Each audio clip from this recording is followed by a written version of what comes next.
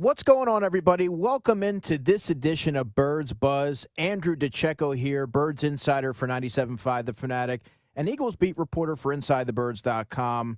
Hope you enjoyed last week's episode. Always welcome the feedback. And the the past couple of weeks haven't gone the way the Eagles were expecting. The Eagles, of course, drop 2 games over the span of 4 days. If you remember, when we last did this podcast, it was leading up to Eagles-Giants, so we didn't really preview the game too much. So we're going to talk a little bit about that, but really focus our attention off of what I've gleaned this week from being down there, and some of the more primary talking points this week that I think really impacts the messaging and sets the scene or paints a picture as to how the Eagles are approaching this week coming off the mini-bye. But we first have to get to the surprising retirement of Za'Darius Smith. Monday morning, we're looking at Instagram. If you're looking at X Twitter platform, you see around 11:30 that there's some surprising news that comes down, and that is Za'Darius Smith on his Instagram announced his retirement. He walked away from the NFL, played 11 seasons, played with 6 different teams, led the Eagles in sacks with 1.5, and it was kind of surprising because if you go back to when he signed with the Eagles, I think it was September 10th or 11th, and he had his introductory presser in a scrum out front of his locker, he mentioned about how he had a lot left in the tank. And when he was ever asked about, were you ever considering maybe sitting this season out, he said, no, I was playing. And he talked about what he learned about the Eagles organization and the culture. And he talked about liking Big Dom upon meeting him, as well as playing with his former teammate with the Cleveland Browns, Obo Okoronkwo. They were locker neighbors, and that was really someone who he reached out to, and he gave him the elevator pitch as to why to come to Philadelphia, because Za'Darius Smith had other suitors, and he clearly could still play the game. At 33 years old, you may be wondering, what did he have left in the tank? He hadn't played in a game since January in the postseason with the Lions, plays week 2 against the Kansas City Chiefs, and you can see immediately that he brings a lot of juice, a lot of energy, a lot of intensity to the defense, and he had a different type of dimension at 6'4", 275 pounds. He can rush the passer, he has good length, but he's also very effective against the run. So to not have him there, and again, he led the Eagles with 1.5 sacks. He had 3 quarterback hits, but he was also a really good influence for what was a youth-infused room with Jalix Hunt, with Josh Uche, Patrick Johnson, Azeez Ojulari. It's a young and relatively inexperienced room, but I had just talked to Za'Darius Smith a couple weeks ago for a story that I wrote that came out the morning of the Broncos game, discussing the pass rush, his role in that, how he was approaching it with some of the younger players, and his voice really resonated. And I asked him, I said, what's your message to some of these younger guys? And he said, earlier in my career, I used to be infatuated with chasing sacks, so much so that it was impacting my ability to make the plays that were in front of me. So he mentioned that he was really getting the point across to some of the younger players, just play your game, let the game come to you, the sacks are going to come. And eventually, he said it wasn't until about year 4 where he said, I'm not concerned about sacks at all. And he started to rack them up. And he said, I got a pretty good payday from Green Bay because of it.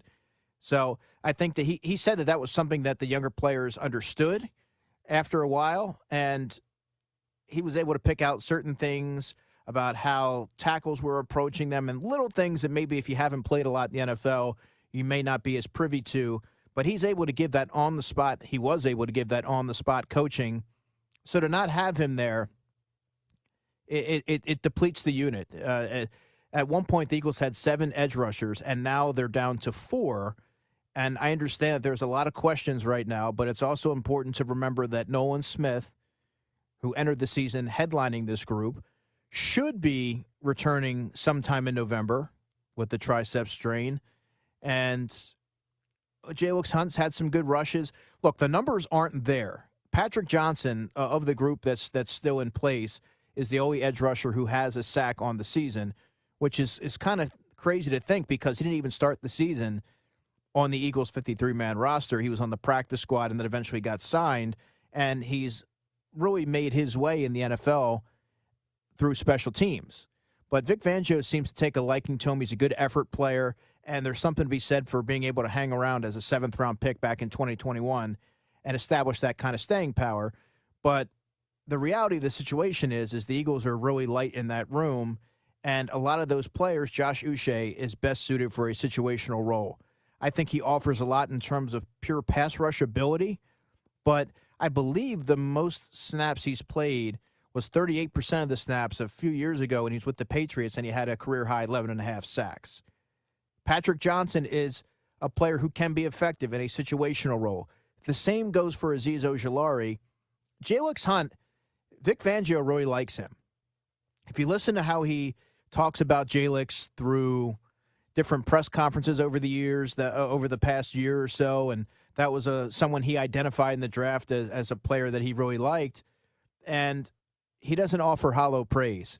So when he speaks positively about Jalix Hunt, that goes back to my point that sometimes it's the box score can be deceiving. So if you box score watch, you're looking for sacks, which isn't always the best indicator of the impact of an edge rusher. You ask most quarterbacks out there, most teams out there, and they're going to tell you that pressures are almost as impactful. It forces quarterbacks to process quickly, moves them off their spot, and increases the likelihood of them committing a turnover. So they obviously need a reinforcement there, but to not have someone who was a really good veteran presence kind of reminded me of Brandon Graham in many ways. Really enjoyed talking to Za'Darius Smith. Now the Eagles have a situation where you have to get creative, and you may have to look internally to fill the void of those snaps that were left, in light of the retirement of Za'Darius Smith. So what might happen? Well, they're light on options internally, but I think this was notable because Vic Fangio on Tuesday, and it's important to say because he's downplayed it to this point, said that it's possible when asked about Jahad Campbell, the Eagles' rookie off-ball linebacker, seeing a more expanded role off the edge as a pass rusher.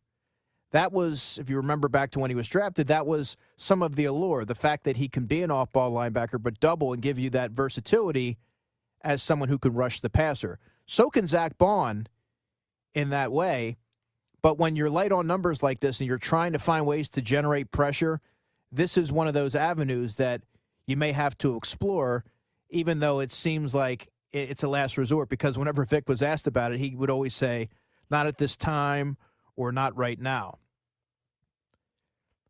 Now, what helps matters in this situation is that Nakobe Dean played in his first game Thursday night against the Giants. He was activated from the reserve physically unable to perform list. He played just 6 snaps on special teams, but you would think, at least in theory, that with each practice and as the weeks go by, as the days go by, because last week they just had walkthroughs. It was a short week, so it's different. And Nakobe pretty much said as much Wednesday in the locker room that they got him some opportunities, but it was on special teams. And I'm starting to think that this week you may see some Nakobe Dean on defense. So think about this for a second. You'd either have Zach Bond or Jahad Campbell coupled with Nakobe Dean.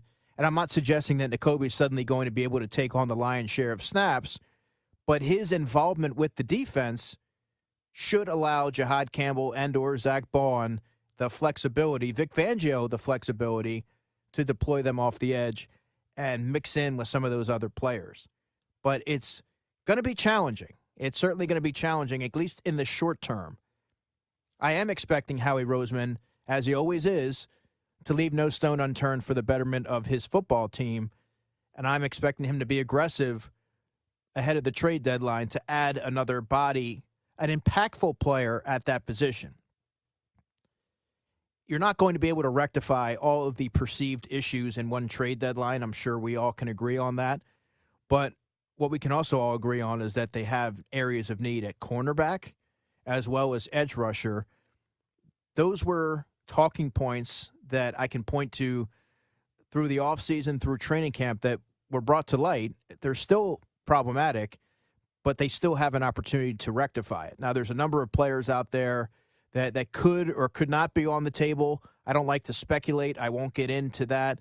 I focus my reporting on those areas. There are, you can look at the Miami Dolphins situation, and there's other teams, maybe like the Cleveland Browns, who aren't really they're not in contention for anything, so they may be sellers rather than buyers, and that's where players like, I don't know, Bradley Chubb, Jalen Phillips, whomever might make some sense.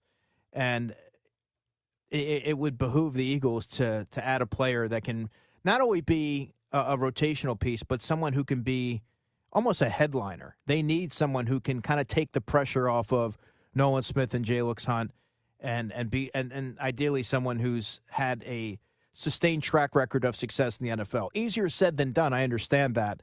But and there's other teams that are going to be looking for edge help, the 49ers, for example. But I'm not expecting Howie Roseman by any means to play this one close to the, to not attack this full steam ahead and try to do everything that he can to alter that group in a big way. But there was also other news that Vic Fangio said at his press conference on Tuesday, which is directly correlates with how the complexion of the defense could look Sunday in Minnesota. And that is, it seems like he's done with the Kelee Ringo experiment. And one thing I'll say about the Eagles, and this is an aside before I get to the point that I was making, the Eagles have given Kelee Ringo and a lot of those young corners, Eli Ricks, Josh Jobe. I know Josh Jobe's playing really well for the Seattle Seahawks, and it's easy to say, well, why didn't the Eagles give him more of an opportunity? They gave all of those young corners opportunities, and sometimes when you go elsewhere, the system fits you better. Whatever the case is, you're able to kind of hit your stride and thrive. They've given Kelee Ringo 3 consecutive starts, and it has not been ideal. You didn't see him get targeted much against the Buccaneers. You saw it happen an awful lot late in the game against the Broncos, and then against the Giants, you saw a lot of mental and physical lapses there. I go back to the 3rd and 12 play where he gives up the 34-yarder to little Jordan Humphrey. He didn't tag down Wan'Dale Robinson after a catch. Wan'Dale Robinson gets up, picks up some extra yards, and he was more or less benched in that game for Dory Jackson. Then Quinyon Mitchell leaves the game. He gets hurt. He's in the blue medical tent for an extended period of time. I remember honing in on the tent from where I was sitting in the press box, and we were trying to figure out who went into the medical tent. And then after a while, Quinyon pops up out of the tent. He's standing on the sideline with a beanie and was immediately ruled out with a hamstring injury. Never a good sign for any player, but certainly one who plays the cornerback position, and you're relied on your ability to have that long speed and transition and all of that. You're going to be severely hampered, needless to say, if you're not operating at full strength there. Hamstring, groin, none of those injuries are ideal for a cornerback. So it seemed, at least at the time, increasingly unlikely that you're going to see Quinyon Mitchell Sunday against the Vikings. But on Wednesday, he was a limited participant with the hamstring. That was a surprise to a lot, I'm sure, and especially given the injury. So if they have Quinyon Mitchell available for Sunday, and it seems like it's trending in a positive direction, you could have Quinyon Mitchell and Adoree Jackson with Cooper DeJean at nickel to combat against Justin Jefferson, Jordan Addison, Jalen Naylor, who's a solid third receiver, and Adam Thielen's also there as well. That would be ideal. But if Quinyon Mitchell can't go, now Vic Fangio would have to go back to the well and start Kelee Ringo, and then you have Adoree Jackson, Kelee Ringo, and Cooper DeJean at nickel. Or, and this is sort of the break glass in case of emergency, you finally concede and you put Cooper DeJean outside for this week. You put Adoree Jackson on the other side, on the outside this week, and then you implement either Parry Nickerson, who's a veteran, or rookie Mac McWilliams as the nickel corner. And Vic Fangio was actually asked about Mac McWilliams and mentioned that he'd been primarily focusing on nickel, but as of late, he's been also wearing multiple hats and focusing at the outside corner position as well. So one can surmise that if Adoree Jackson struggles or if Keely Ringo struggles, whatever, Mac McWilliams could get an opportunity sooner or later. He's been inactive the past 2 weeks. But I thought that both of those pieces this week stuck out to me from Vic Fangio, and it's worth certainly talking about. And there's a lot of moving pieces there on the defensive side. And for, I guess, 5 games, the better part of 5 games, that's been a unit that has done a lot of heavy lifting for this football team. They've uplifted and atoned for the offensive shortcomings. That was not the case Thursday night against the Giants, but special teams didn't deliver, and the offense didn't deliver. So, what was the mood like in the MetLife Stadium locker room post-game? The first player who we all had a chance to speak to was Lane Johnson, who spoke very candidly, as he always does. When Lane Johnson speaks, it's very important to pay attention because what he says is often very calculated. He's intentional with what he says. He's trying to get a point across. And when he's talking about predictability and spurts, not inconsistencies, getting behind the sticks, he was speaking very candidly about some of the offensive woes. And the word that really stuck out was predictability. And you can watch one game, you can watch 2 games this season, and you can already be able to assess that the offense is very predictable. There's not a lot of variance. That has to change. They have to be the aggressor. They have to get back to doing that. They have to mix up things, whether it's personnel groupings, whether it's getting the play in faster and getting to the line of scrimmage faster. We all forget, I think a lot forget, that play calling is an art. And Kevin Patullo has to be better in terms of sequencing and setting teams up. You show them one thing, and then later in the game, you flip the script and you hit them with something different.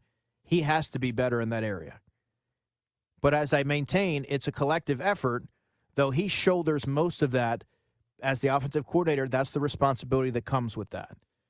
You're the offensive coordinator in a big-time city like Philadelphia. These are the expectations. And when you have that kind of talent, you have to be able to rise to the occasion and find answers. And I would also look at, and we're getting a little in the weeds here, but you look at the offensive staff right now, right? Who is the veteran voice that a Kevin Patullo could lean on for advice? Last season, he was that person for Kellen Moore. He was very much a sounding board and very involved in the day-to-day process. So it wasn't totally new to Kevin Patullo when he got to the role. Now, play calling is a whole different entity. You have to be able to, scheme and play calling are totally different.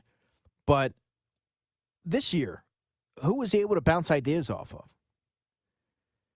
Parks Frazier, the pass game coordinator, he's a young coach. He's an ascending coach, but he's young. Jeff Stoutland, Jamal Singleton I think very highly of. Jeff Stoutland I think very highly of. But I'm not so sure that they would be the coach to turn to in these situations. Eagles tight ends coach Jason Michael was once an offensive coordinator for the Tennessee Titans. But you can see where I'm going with this. They don't necessarily have a consultant or a veteran voice or a veteran offensive mind that Kevin Patullo can turn to. Which, it's in the grand scheme of things, that's not the most dire, but it's something that crossed my mind when you're trying to search for answers and when you're trying to look at the mini bye week and find ways to best optimize the use and come together as a collective to head this thing in the right direction. But I also think that one of the things that Nick Sirianni talked about Monday, and it's been a sentiment that has carried throughout the week, is, there's no assigning blame. He mentioned that a few different times Monday, and I think that's important. They're not pointing the finger. Lane Johnson said this is not a finger-pointing show. He's with Kevin Patullo to the end. But you've also heard other prominent offensive figures echo similar sentiments. There's no fracturing or anything like that. They know that they're in this together. The answers that they need, the answers that they seek are all in that building. Everything that they want is right in front of them. But they have to find ways to get this back on track and rather quickly. So I'm not absolving that group, but I when you talk about not assigning blame, it would be so easy if you're a team that isn't as equipped as the Eagles are to handle adversity to start looking around the room and pointing fingers. I'm doing my job. These guys aren't doing their job. Or I'm calling the right plays and they're not executing. It's not like that here in Philadelphia. They're banding together. They've spent time trying to make sure that they're getting on the same page as a collective and finding solutions rather than assigning blame. All that sounds great. I understand that. But until they're able to enact those changes on the field, I understand that as a listener, it's not going to mean all that much. But what I can tell you is that there's not any sense of splintering at all. In fact, I would say that the vibes have been pretty upbeat and positive. And I think there's a lot to be said for 2023 because I've gotten a ton of questions over the past week or so about, you were around for 2023. Do you see any similarities? No, I don't. I look at the defensive situation in 2023. Sean Desai, Matt Patricia. It was an older unit. There were a lot of pieces who were added, whether it was Bradley Roby, Kevin Byard. Hassan Reddick wasn't particularly thrilled that season, if you can remember back. And there was just a lot going on there on that side of the ball. They were older, they were slower, and they had a lot of turbulence with the coordinators. Offensively, you had a first-time coordinator and play caller in Brian Johnson, but the offense was, you go back to the Seattle game, and they were freelancing a little bit in the passing game. None of that's happening now, and I think a lot of those issues that were festering for the 2023 Eagles were more or less swept under the rug because they were winning. But by the time they're able to, identify the issue, there wasn't enough time to get everything back on course, and you saw it bleed into the postseason where Tampa Bay just really took it to them. Now, this time, Nick Sirianni has been through those challenges and experienced that adversity before, so they're able to get ahead of things. They're able to identify these issues before potentially become something more significant. And I think a big piece of this is the fact that this iteration of Eagles, they're together and they're on the same page at this time. A win Sunday against the Vikings, and the narrative is going to be completely different. But again, they have to go out there and they have to make those changes. Offensively, they have to be better. That's the offensive coordinator. That's the offensive line has to get healthier. The running game needs to be more effective. And the plays that are there to be made have to be executed. So Jalen Hurts also has to, has a part in this. It's never just one culprit, but as the offensive coordinator, Ken Patullo shoulders a lot of that, and that comes with the territory.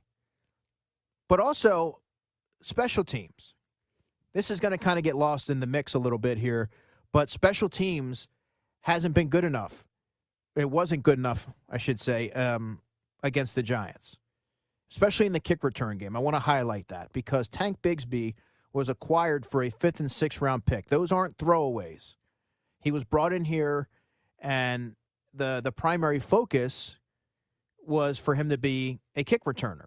And you have a cost-effective depth piece to next season be a primary backup to Saquon Barkley. I like Tank Bigsby a lot. I liked him coming out of Auburn. I've had some really good conversations with him, including on Wednesday when we were talking about the kick return game. But he has to be better. He muffed a kick against the Giants, and he was able to regain control, but he was tackled at the 7. To start the game, him and Will Shipley ran to the same spot at the goal line, and you can't have that. There has to be more communication. He's also not been one – he hasn't returned a lot of kicks in his career in the NFL level, and so it's kind of new to him. But he said he's comfortable doing it, but it's just about, ball security, seeing it in, looking it in, and it all sounds easy enough. But I think we've seen it enough, and it's not just the knuckleballs from Rams kicker Joshua Carty.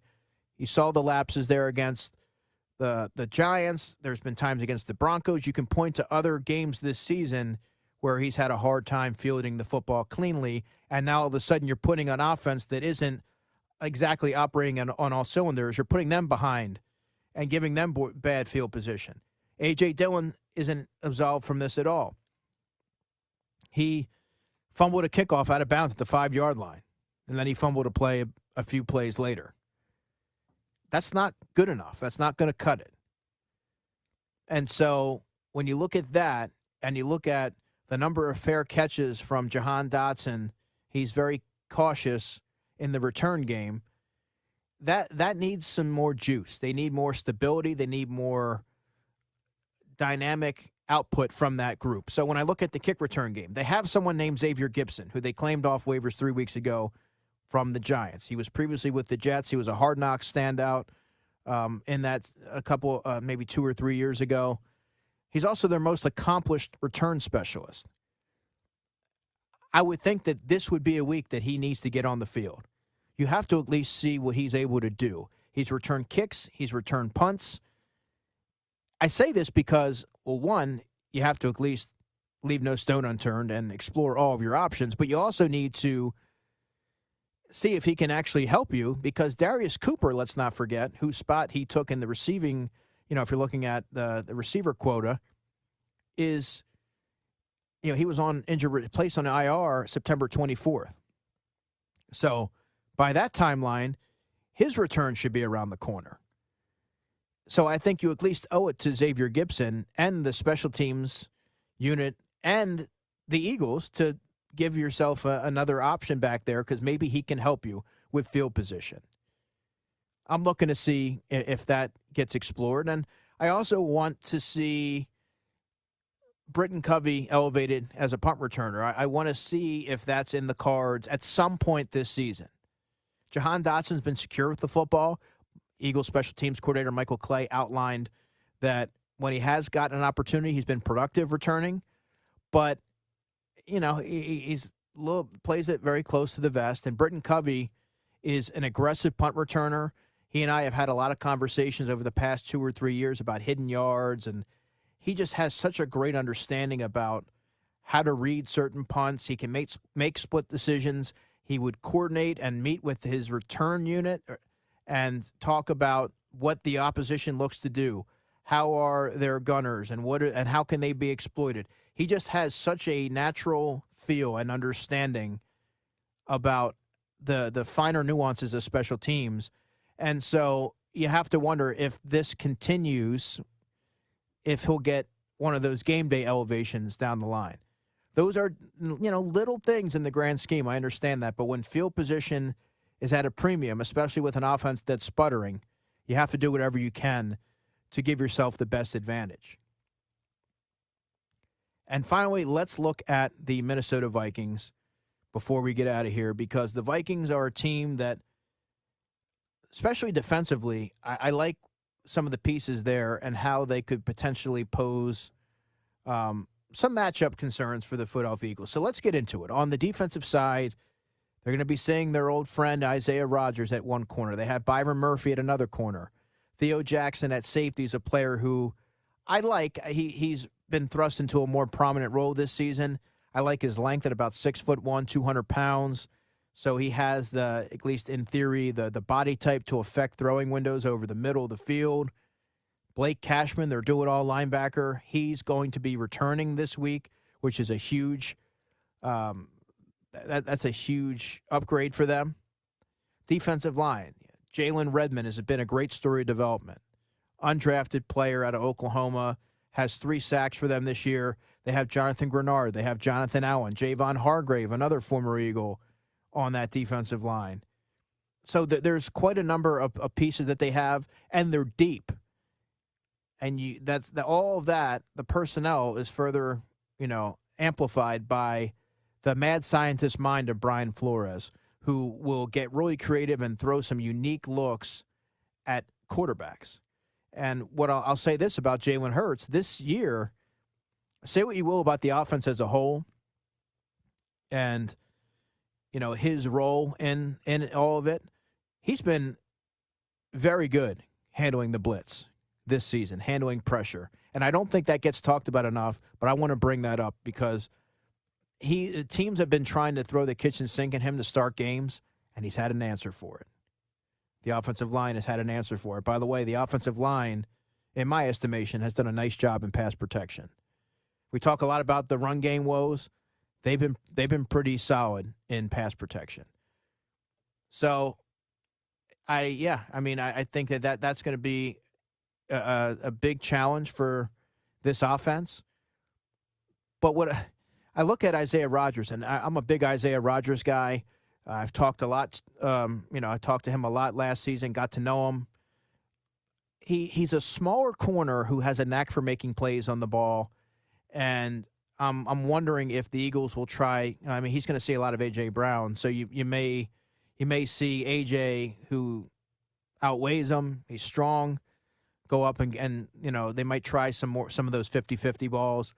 But Isaiah is so quick and has good eye discipline, short area quickness. He's reactive. That's a matchup that I can't wait to see how that plays out. What the Vikings have offensively is something that you look at it and you wonder why they haven't emerged, and they really haven't to this point. They've been sort of a middling offense. But Justin Jefferson, Jordan Addison headlining the receivers, Jalen Naylor is a solid 3. Adam Thielen's there, Ty Felton. Those who have followed my draft coverage know I liked him a lot coming out of Maryland. Now, he hasn't been much of a factor for them. They drafted him in the 3rd round. But he's also somebody who can step in and give you quality snaps. But I think the X factor in this game is going to be tight end T.J. Hawkinson, especially if Carson Wentz is the starting quarterback. So that's still up in the air as we record this podcast. But if you're an Eagles fan, I have to imagine you're hoping that it's J.J. McCarthy who gets the start, because I just haven't seen it with him. It seems like the speed of the NFL is a little bit too much for him right now. The game isn't, it needs to slow down a little bit. But Carson has done his part in uplifting that offense. So when I look at some of the tendencies, and Carson, those who have watched him play football in Philadelphia, I don't even need to remind you of this, but he holds on to the ball typically for a longer period of time, a tick longer than most quarterbacks, which leads to more sacks. And one would think that the Eagles should be able to reap the benefits. But what Kevin O'Connell and the Minnesota Vikings have done is craft a scheme, a system for Wentz to get the ball out quicker. And some of those issues aren't necessarily as prevalent as they've been in the past. So I'm curious to see how that cat and mouse game goes with and how Vic Fangio approaches it.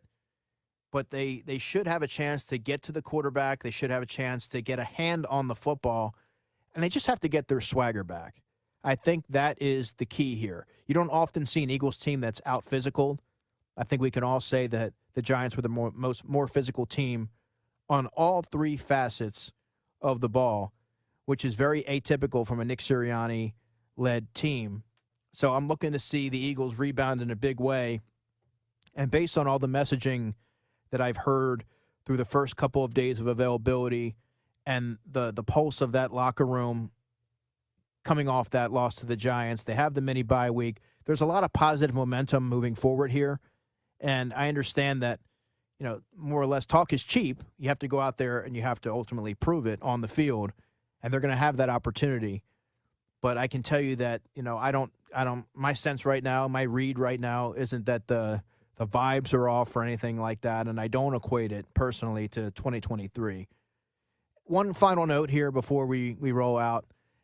Jalen Carter said he's going to be playing Sunday.